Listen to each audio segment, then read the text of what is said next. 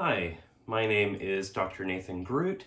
I am a music instructor at the Arkansas School for Mathematics, Sciences, and the Arts, where I teach string ensemble and applied string lessons, among other courses. Today we're going to be talking about the Hope excerpt for violin.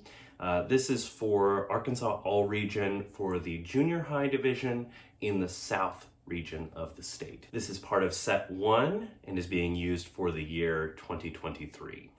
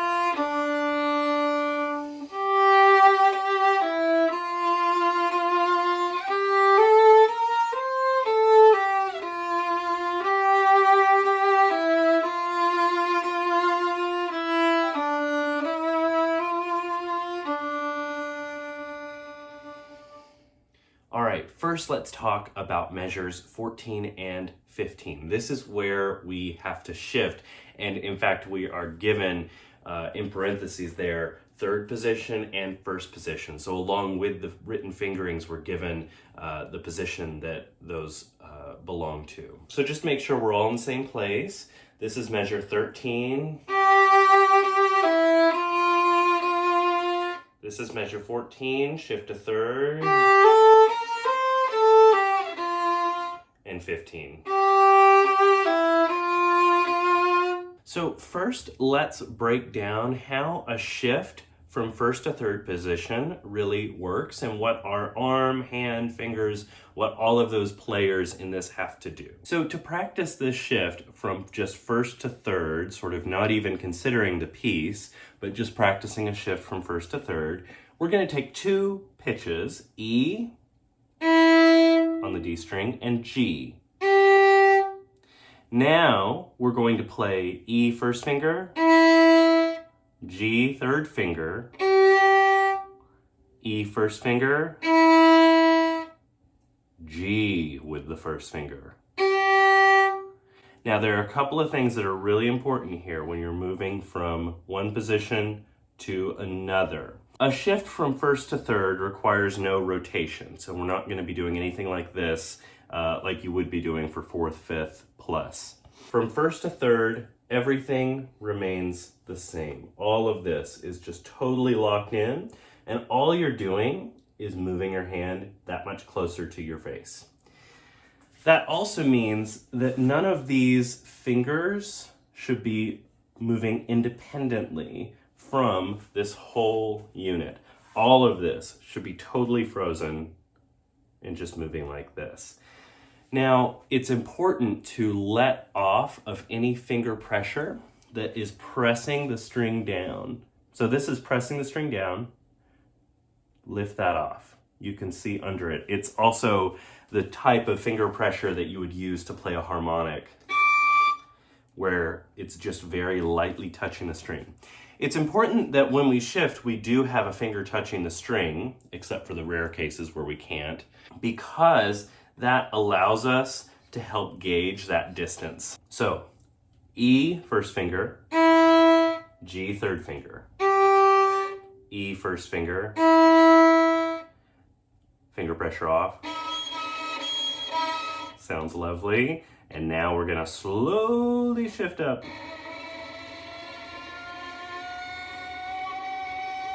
Until we get up to third, and we're gonna let our first finger go back down and press the string down to the fingerboard.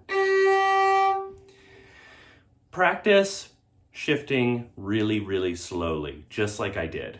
Slowly so that you can see if there's any kind of sort of jerky movements or any fingers being left behind.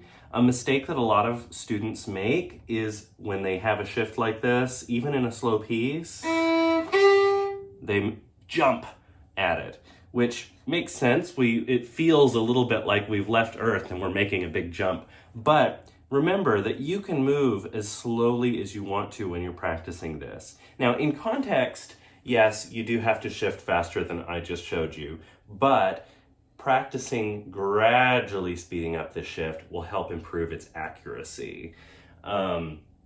In general, when you're shifting, you want to shift as slowly as you can get away with. So in measure 13 and measure 14, I'm going to add an intermediate note or a guide tone, the pitch E, in two places where it doesn't exist. I'll show you that written out on the screen, but I'm gonna sort of also show you through playing it and kind of narrating what's going on as I play this. So starting in measure 13,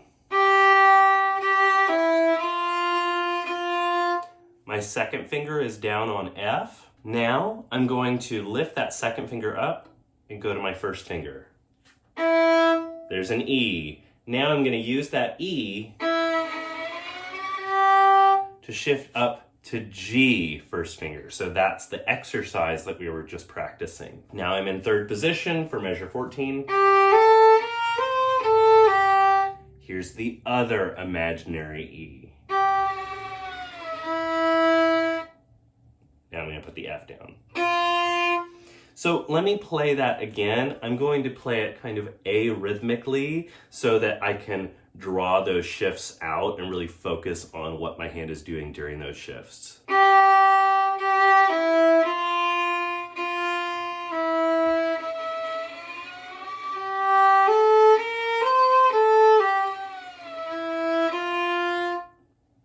Now I'm going to try playing it a little bit more in rhythm.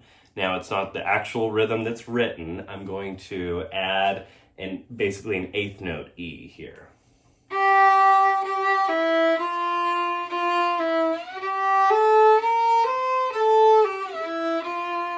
So now we're going to try getting rid of the actual E that we're hearing, but we want to still feel that in the hand, especially on the shift down from third to first position.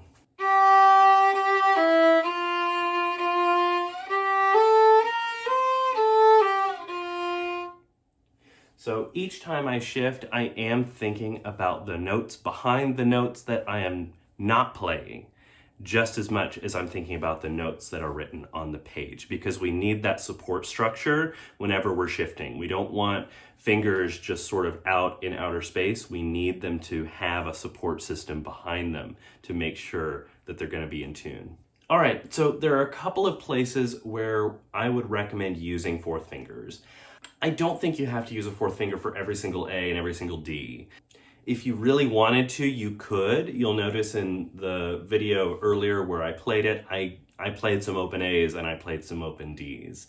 Now, really it depends on context. What comes before, what comes after. Does it make sense to cross a string in one place or not? Let's talk about it. The first place I would recommend using a fourth finger is in measure 1.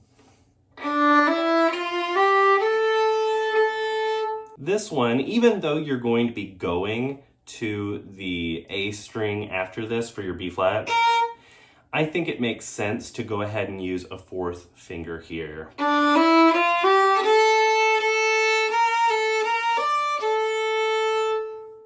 It sort of helps that timbre in the very beginning, and if you're using vibrato, you're able to vibrate that. In measure 2, you can use a fourth finger here if you want to. It's a little bit dangerous if you're not super used to doing this, going from a low 1 to a 4 here. If you want to play a fourth finger there, just make sure that you change over here, you have a nice hand frame, your elbow slightly moves to center, and you have the fourth finger right on the tip. And if you need to check it, try playing it with your open string, or just listen for those overtones. Listen for the sympathetic ringing of the A string. Again, same rules apply in measure 5 and measure 6. I would definitely recommend using a fourth finger in measure 5, measure 6 if you want to. My opinion is the D at the end of measure 8. I play it open. If you really want to cross over and do a fourth finger, you can, but think about what comes after. You have that. You can't really do this. That string crossing, if you go from a fourth finger on the G to a third finger on the A, too much. So honestly there, I just recommend using an open string. In measure 10 and 12, it's kind of a similar situation that we had in measure 2, where if you want to cross over to get that fourth finger, you can.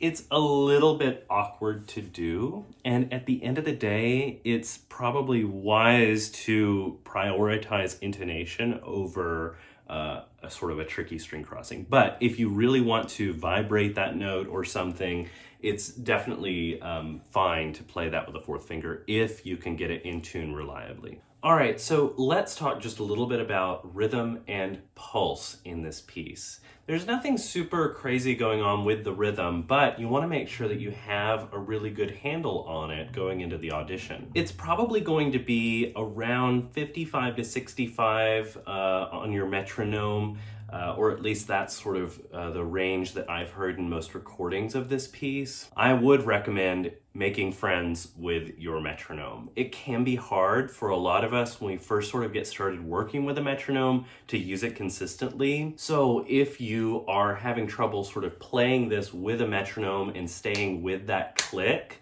my first recommendation is to take away the instrument and try either singing with the metronome, or if you're not super comfortable with that right away, just speaking in rhythm with the metronome.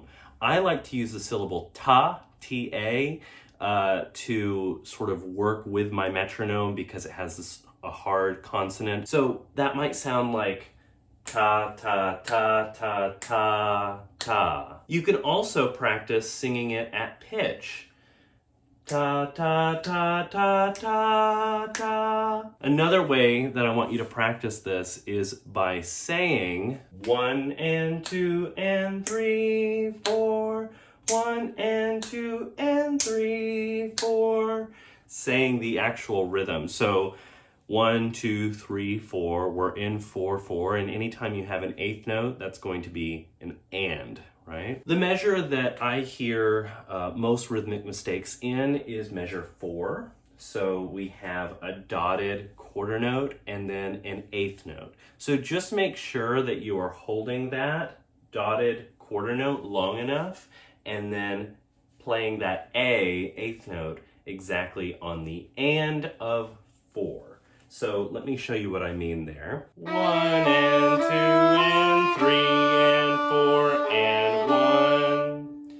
Another way to practice this is to play all these sort of underlying eighth notes. So a dotted quarter note equals 3 eighth notes. So instead of actually just playing a dotted quarter, I'm going to play 3 separate eighth notes. I'm going to play no slurs just to show you how this works.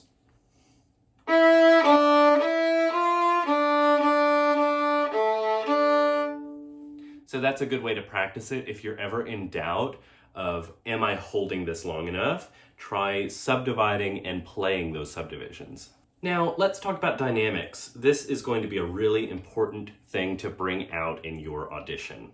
We start out mezzo forte, sort of medium loud. Don't play at the very top of your range because you'll need that later. But also make sure that you come in and have a nice, warm, present, resonant sound so that your tone can really shine. In measure 9, we have a forte. So this is why we don't want to start out playing as loud as we can, because when we get to this forte, we're going to want that step from mezzo forte to sound really obvious to the people listening, so that they will know this person really has paid attention to the dynamics. Then we have piano, so we're going to have a big drop in the dynamic level, and this is sort of an echo that's going on between measure 9 and 10, and then measure 11 and 12.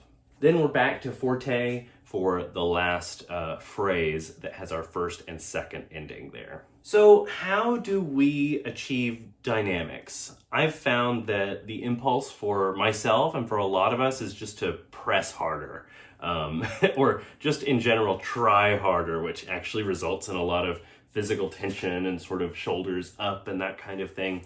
And if we're just thinking about pressing harder, especially if we're thinking pressure with our index finger, we can end up with kind of a pressed sound, something that's not allowing the string to vibrate, something that is not allowing our instrument to be as resonant as it can be.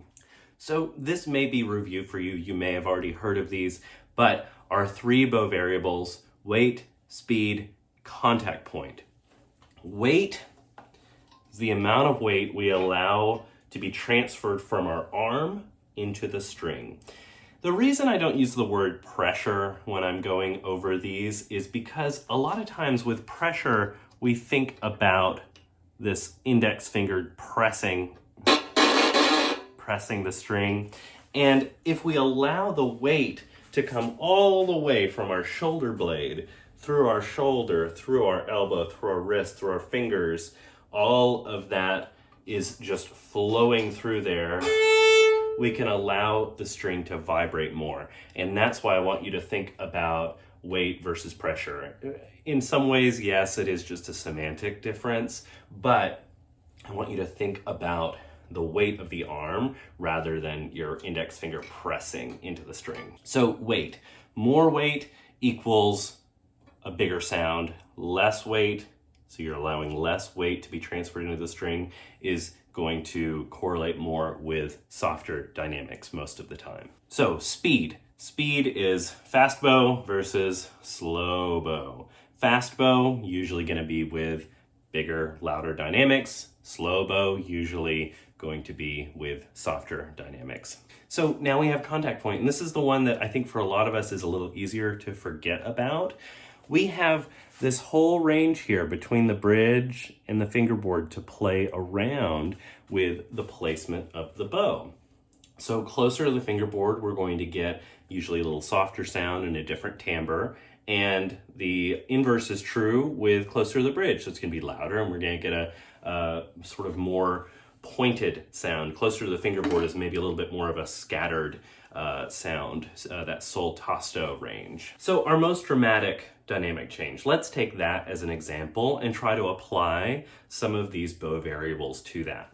So we start out at forte. So forte, we're going to want more weight, more bow speed, and a contact point that is closer to the bridge. Now, we don't want to be right on the bridge, because if we do that, we get sol ponticello, which you may have played in ensembles or different places. It's a cool effect, we just don't want it here. So, not right on the bridge, but closer to the bridge. So, more speed, more weight, and closer to the bridge.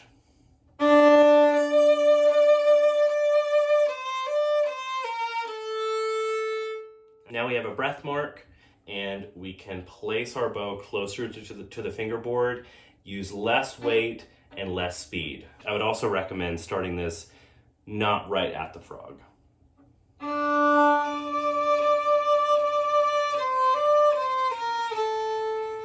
And then we have forte again. So we're going to start closer to the frog. We're going to be closer to the bridge. More weight, more speed. Right?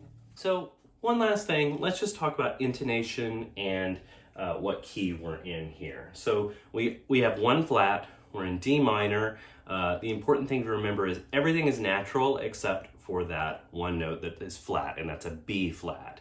Try practicing F major and D minor scales when preparing this excerpt. That might sort of help root you in that key. You can practice with a tuner sort of on your stand. but I do recommend limiting that to maybe no more than 20-25% of your practicing, because having a visual aid is great, but we want to make sure that we are mostly using our ears. Now, the visual aid does help train our ears. So like this, it's telling us it's in tune. We're now hearing the in tune note and confirming it in our memory, in our pitch memory. So that can help. But I want to encourage you to sort of take that away for a certain amount of your practice time. If it's a little bit difficult to tell if it's in tune, record yourself and then listen back with a tuner listening to the recording. And then you can tell what your tendencies are. Oh, my first fingers are always too high, or something like that. Practicing scales and arpeggios with a drone is super useful. It's something I'll talk about in the scale video. Practicing this one with a drone might also be useful. I would shoot for a drone on D or F natural or A, or maybe even B flat. If you have a note that's really troubling you, you can also choose a drone for that pitch as well. All right, thank you so much for watching. I hope this was somewhat useful for you. If you have any questions, need any additional help with anything, maybe if I glossed over something or said something confusing, reach out to me. You can do so in the comments below, through my website contact page, or on any of my social media. Would love to hear from you if you have additional questions. I wish you the best of luck in your upcoming audition, and happy practicing.